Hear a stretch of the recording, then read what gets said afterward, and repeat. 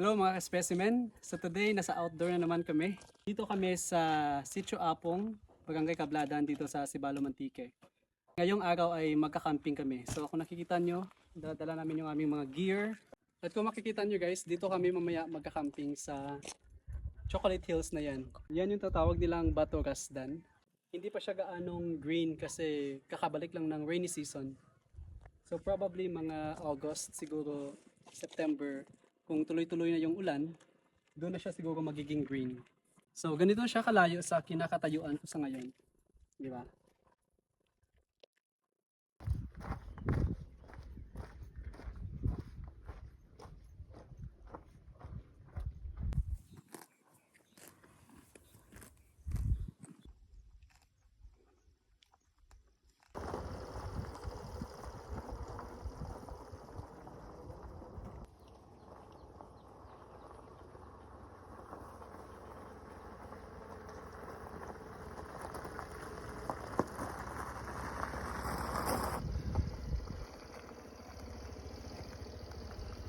So nandito na kami guys sa tinatawag nilang Bato Rasdan dito sa Sitio Apong, Barangay Cabladan dito sa Sibalo, Mantique.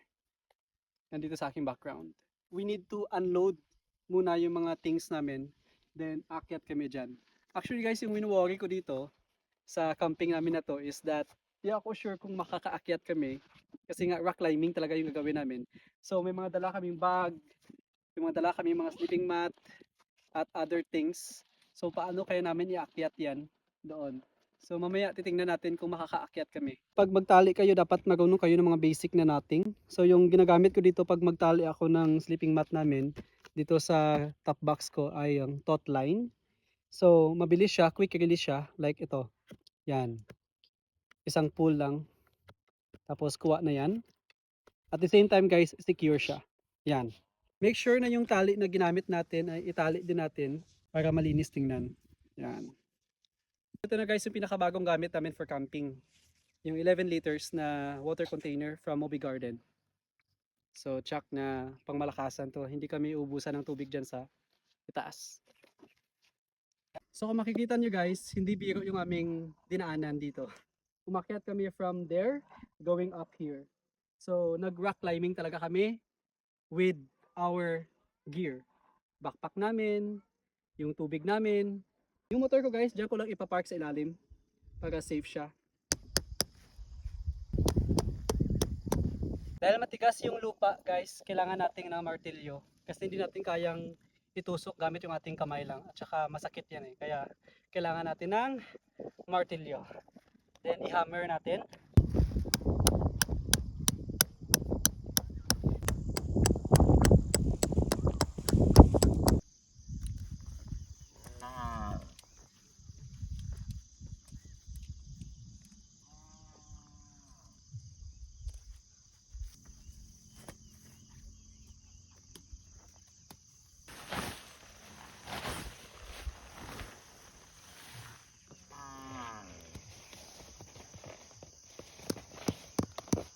Good evening mga specimen. So today nandito na kami sa taas at syempre ito na yung setup ng aming mga gamit dito. Yung tent, dyan ko nalagay. Tapos naglagay din ako ng tarp dito for extra space kung saan dito kami magluluto. Kasi nga yung pinakaayaw ko na sa lahat ay magluto sa loob ng tent. So madaming insekto guys. Huwag niyo isipin na basta camping ay maganda talaga palagi yung sitwasyon. So expect mo na pag nasa nature ka, marami ng mga elements yung pwede mong makaharap, no? Ito, yung mga insekto na to. Ito talaga yung mga bugs, centipede, at saka iba-iba pang mga klaseng insekto na kinatakutan natin. Always present yan sila sa mga ganitong lugar.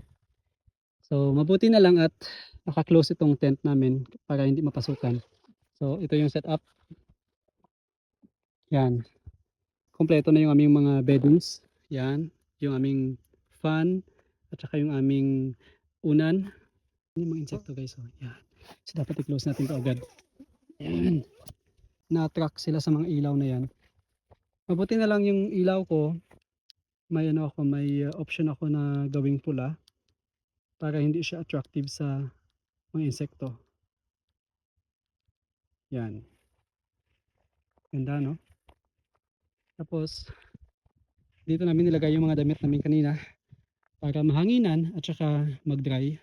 Kasi nga puno ng mga pawis yan. Kasi ang hirap talaga pumunta dito guys. Ang hirap ng daan. Tapos nag-trekking pa kami dyan kanina. Nag-rock climbing. Nadala-dala yung mga gamit na to. So far, successful naman yung aming pagdating. At saka walang naharap na mga problema. Thanks God. So ito na guys. Nagluluto na si Greta ng ulamin namin dito. Yan na guys yung aming setup. Kasi nakalimutan ko kanina. Sa pagmamadali ko nakalimutan ko na dalhin yung mesa, yung camping table namin. Kaya DIY na lang muna tayo. Napaka peaceful ng aming area dito kasi malayo kami sa sibilisasyon. At the same time, may privacy kami dito. At kanina, hindi ko lang napakita sa camera kasi nagmamadali kami kanina. Nakita namin yung may-ari ng lupang ito.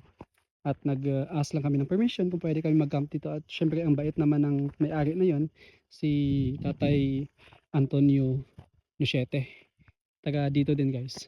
Yung bahay niya dyan sa barangay proper. So tutulungan ko muna si Greta para matapos na to yung aming dinner. Kasi gutom na kami talaga. So ito na guys, magsasaing na tayo ng bigas. Kasi nakakagutom na talaga yung gabing ito.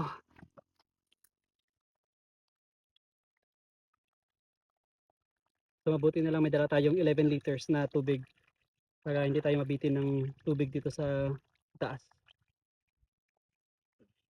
Hugas lang yan muna.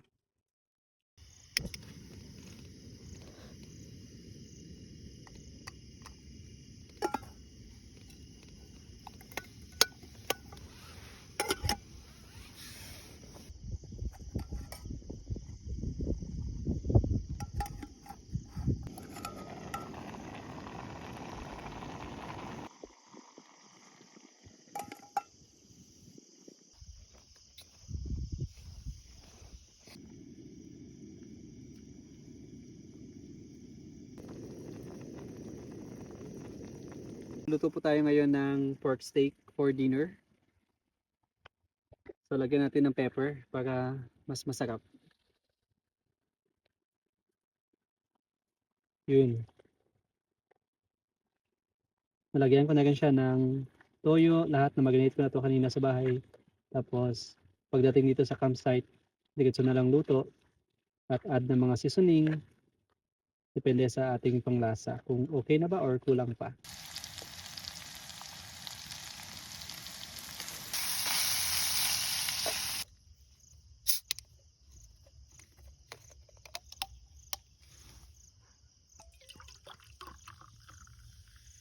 So kain na tayo guys. So ito yung aming kanin at saka ito yung aming ulam. So let's eat. Yun.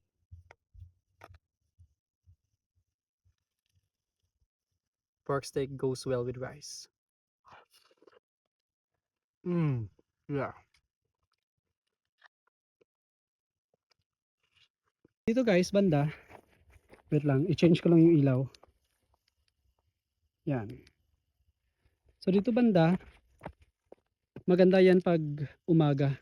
Pero ngayong gabi hindi pa natin makikita yung beauty ng Chocolate Hill na to. Good night guys!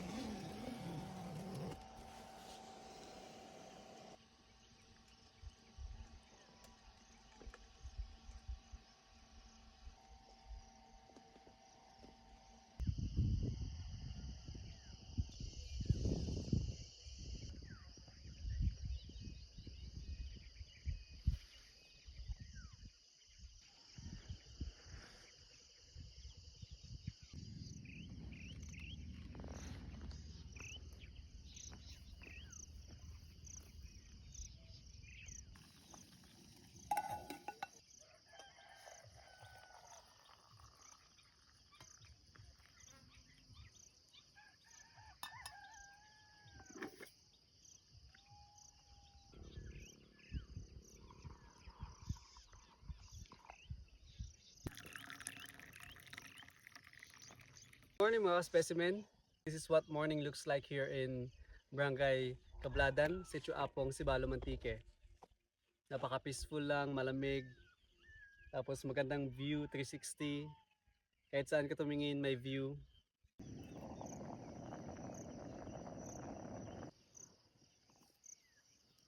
Nagluluto ako ngayon guys ng chicken tocino for our breakfast.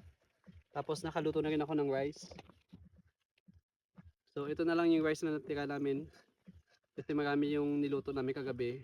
At saka masarap yung ulam kasi pork steak. So medyo diet muna tayo ngayong umaga. So tocino with rice for breakfast. Then yung coffee naubos ko na kanina. Mga 7 na siguro, hindi pa masyadong mainit dito sa aming pwesto. Although yung sunrise nandyan na sa ibabaw, pero hindi pa siya ganoon kasakit yung init. At saka mahangin pa rin dito guys. So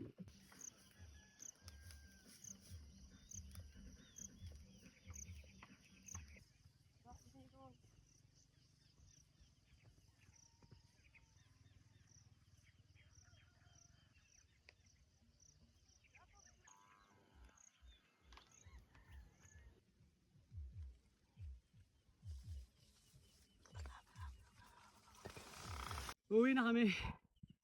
Pero ito yung aming dadaanan bago kami maka-uwi. So medyo delikado guys. One wrong move and you will fall.